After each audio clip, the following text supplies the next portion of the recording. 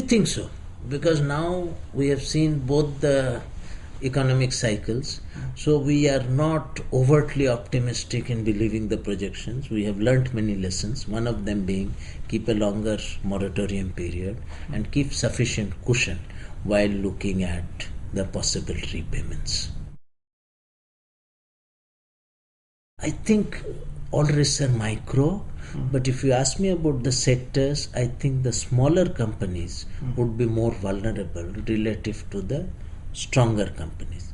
And the companies which are dealing with government agencies which are not liquid enough and they're experiencing delay in receipt of their receivable, they are the ones who would be more vulnerable.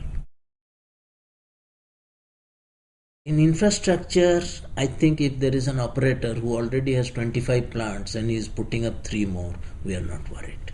But if it is the first plant coming, standalone coming, there is a huge worry.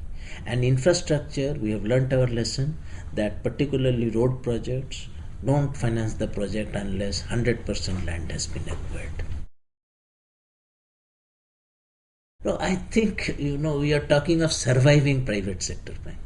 Please don't forget that 3 or 4 banks, private sector sold out. Now, if their asset management was so good, why did they have to sell out? And one private sector bank, collapsed and was taken over. But I think it is the way they are driven, because public sector banks are also driven by the top line.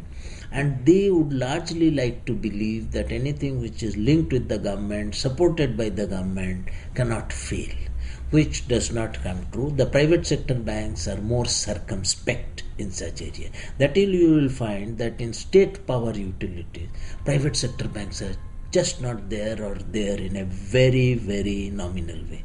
Whereas the public sector banks think, well, it's a state power utility, how can it flop? It means so much to so many, and they go with, I think, woolly eyes and think things would work out.